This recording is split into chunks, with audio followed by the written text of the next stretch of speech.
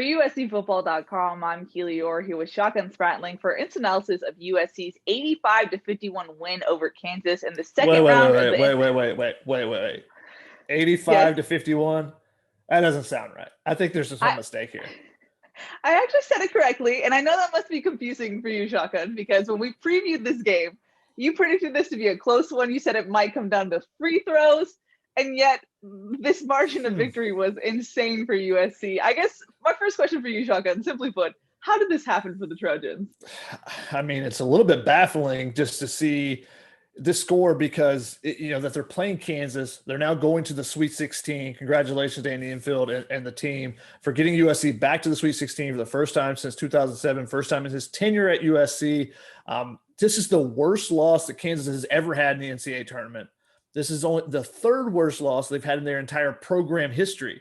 I'm talking blue blood, storied program, national championship, Kansas, not Kansas AT&T, not Kansas West, Kansas Northeast, Southern Central. No, Kansas, blue blood Kansas. This is not Kansas in football either. This is Kansas basketball we're talking about. This was a beat down. And USC, how did it happen? They played to their potential on both sides of the ball. They put it all together for the first time in the season. We've seen glimpses. We've seen really good stretches of defense for a half. Really good defense in that first round game against Drake for most of the game, the final 27 minutes or so. We've seen stretches where their offense looks like, wow, when they knock down shots, it can be really, really tough.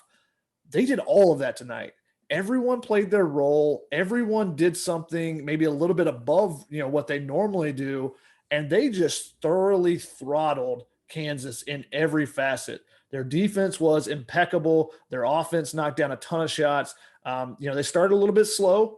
Both teams, I think, combined were 1 of 15 to start the game. Kansas missed their first 8 shots. USC was 1 of 7. And then USC slowly started getting things going. And the final, I think it was, 40 shots or something, 34 shots of the game. They made 23. So they shot 68%, for the final portion of the game that extended for about, I think 30 minutes of the game. So they were really, really good on both sides of the ball. And that was the difference. This is what it looks like when USC puts it all together. And that's interesting that, that's what we've said all season. Like, if they shoot well, they could be dangerous. They were really, really dangerous today. You can just hope that they can carry that over into next week because now they got another week in Indianapolis. And that's also something that Isaiah Mobley said on Sunday in the pre-press conference prior to this game about how if USC actually plays with confidence and puts it all together, they're essentially unstoppable. And that's what we saw. Yeah, I mean, he said when they play with confidence, he doesn't think anyone can beat them. And it's different from, hey, when you make some shots versus having confidence. And we saw different players play with confidence. Isaiah Mobley, a step back 3-pointer. He knocked down 4 straight threes in the beginning of this. So he had, stretching back to the Pac-12 tournament, he had made 9 of 10 3-pointers before missing his last one in this game. That's an incredible run for any shooter, much less a 6'11 shooter that just completely throws off another defense trying to guard a guy at 6'11 that can make shots and also bang down low. Ethan Anderson, if you remember back to that Colorado game in the Pac-12 tournament, he didn't want to take a 3-pointer. He hesitated and then tried to drive in. Well, this game, he shoots a turnaround jumper fadeaway in the middle of the lane, drains it, doesn't touch the rim at all. Those type of things, just everyone was playing with confidence. And I think it's one of those things where a little bit of, positive success begets more confidence. And that's what kind of was the case here. They just built and built and built. And, by the second half, there was a stretch where USC, I think, made 8 straight shots. And they did it in different ways with different players. They're feeding each other back and forth.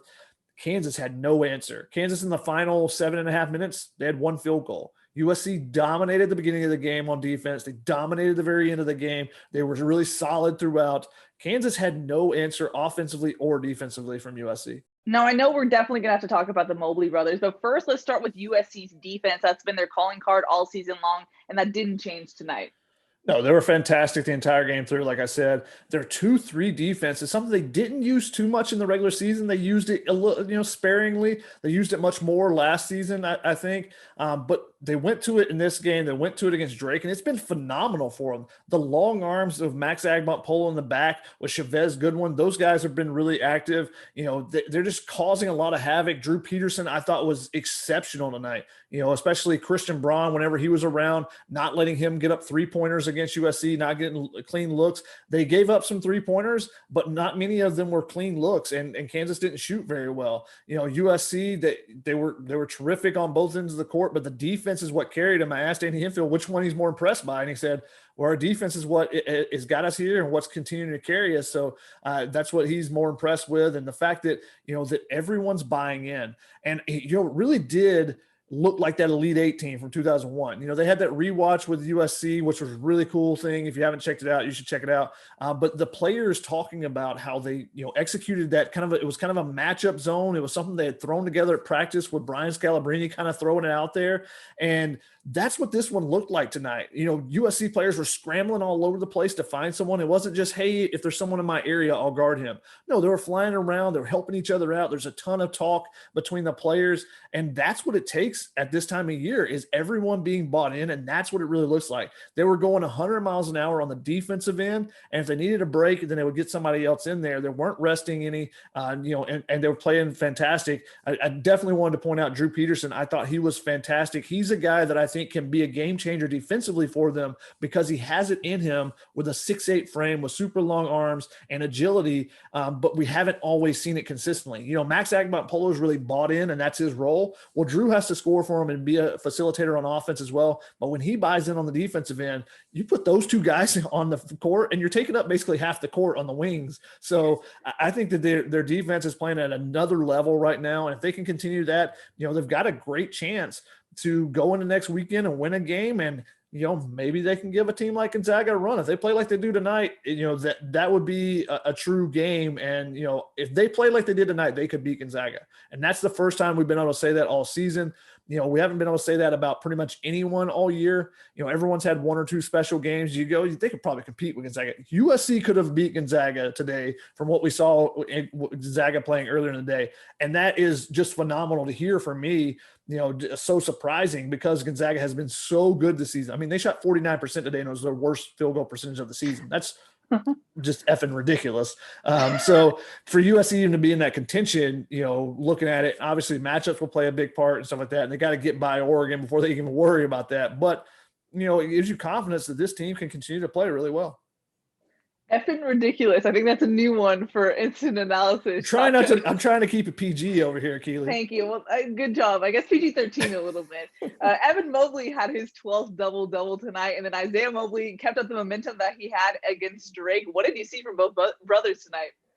They were too much for Kansas to handle. They are matchup problems, and this is the case that we've seen from their AAU days. When they play well, no one can really figure out a way to defend them. It's kind of like, okay, maybe we can just give them points and no one else will score around them. And USC had 5 guys scoring double figures today, continuing their streak of when they have 3 or more, they're now 21-0. Chavez Goodwin scored 10 points. A couple of those getting big dunks on assists from the Mobley brothers. USC still undefeated when he scores in double figures. So I think it was everyone sharing the ball and stuff. But when those guys are going, there's such big mismatches. When Isaiah Mobley can step out and shoot 3-pointers, Kansas didn't have an answer, because they have David McCormack, who's a true center, who's been phenomenal for them down the stretch. He had 22 points in the first round. Well, they tried to, have him guard Isaiah Mobley initially and use a Marcus Garrett, a guard actually, to defend Evan Mobley, because he's out around the perimeter a little bit more than Isaiah. And so Isaiah says, okay, well, I'll step outside. We'll see if McCormack can come out and guard me. And he couldn't. Isaiah Mobley knocks down shots. He said, if people are going to play off of me, then, I'm going to take that shot. I have confidence in it. I've been shooting it really well in practice, and he showed it in the game once again, so, he's been fantastic. And then you get the combination of those two. Kansas tried to do some different things. They tried to go with a small lineup, which is something they've used with some success, using their quickness against teams. Well, they just threw it down to the Mobleys and went back-to-back times where they got the ball in the block and shot over defenders who had no chance of guarding them. So, that's what makes them so difficult. And that's why I've said multiple times this season, when Isaiah Mobley is playing his best is when USC is at its best.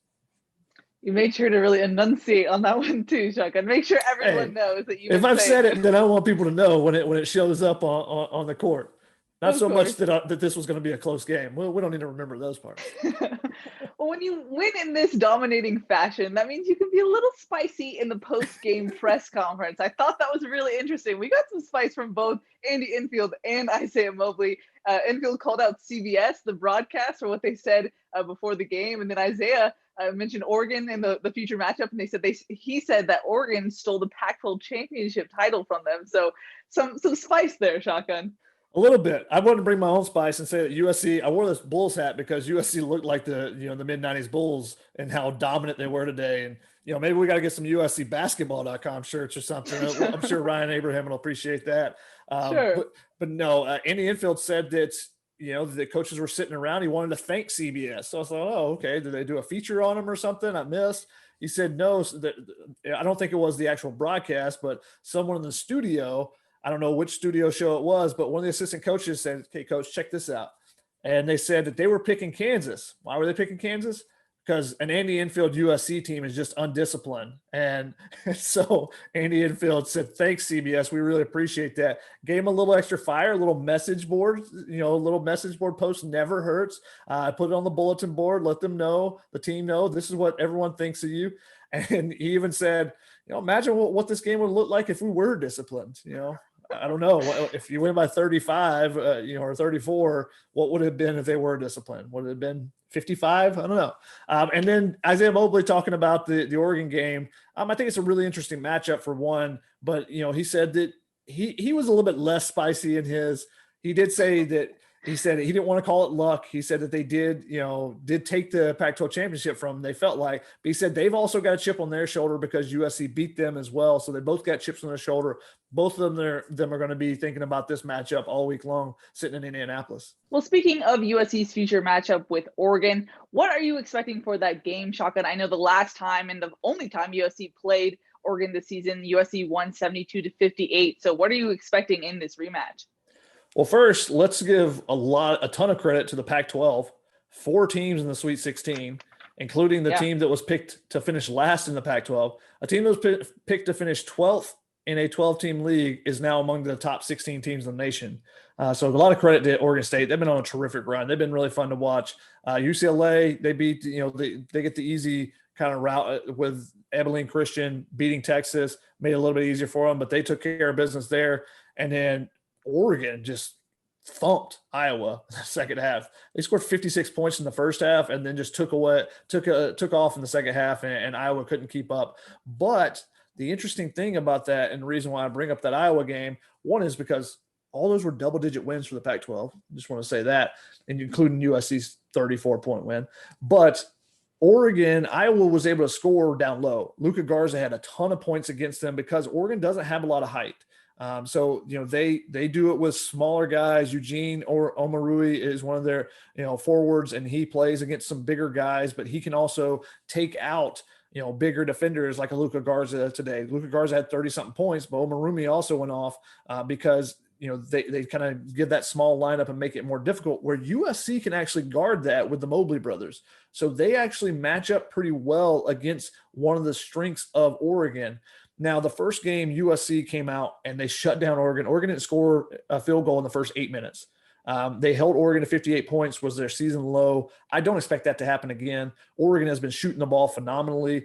They play, since March 4th, March 6th, somewhere in there. They're undefeated besides the USC game and besides losing against Oregon State in the Pac-12 tournament. And in that game, they didn't shoot the ball well. So that's going to be the key for USC to shut down Oregon, is to stop them from shooting and hitting a bunch of threes, because once they get rolling, they can really get it fired up, kind of like Colorado has done against USC earlier this season. So I think USC would have to take advantage of their height mismatch down low, take advantage with the Mobleys, and when they shrink down on them, make some open shots and be able to guard those guys in the perimeter. So I think it's a good matchup for USC. However, Oregon's been playing fantastic basketball, and Dana Altman's a really, really good coach, especially in the postseason, and he has a week to prepare. It's a little bit different when you have one day to turn around and play against this USC team versus, we talked about it previously with Drake and Kansas. How are they going to figure out this USC defense when, you haven't seen this in your season? Well, Oregon has. They know what this length is like. They know what the height is like. So they have a little bit of an advantage there, and having a week to prepare for it would definitely help them as well. So should be a fascinating matchup. Yeah. There will be at least one Pac-12 team in the Elite Eight. So True. one of them. We'll see. USC, obviously, like I said, they've looked a lot like that 2001 Elite Eight team. They'll have a chance to make the Elite Eight going up against Oregon. Alrighty, Shotgun. USC Oregon, 6:45 on Sunday on TBS. Any final thoughts before we wrap this one up? One thing that I thought was interesting, USC shot the ball really, really well, right? Well, they also got multiple contributions from the three-point line. I think they had 4 or 5 different guys that made threes. That's not always the case for them. That's a really, really good sign for them that it wasn't just one person knocking down 4 like Isaiah Mobley did.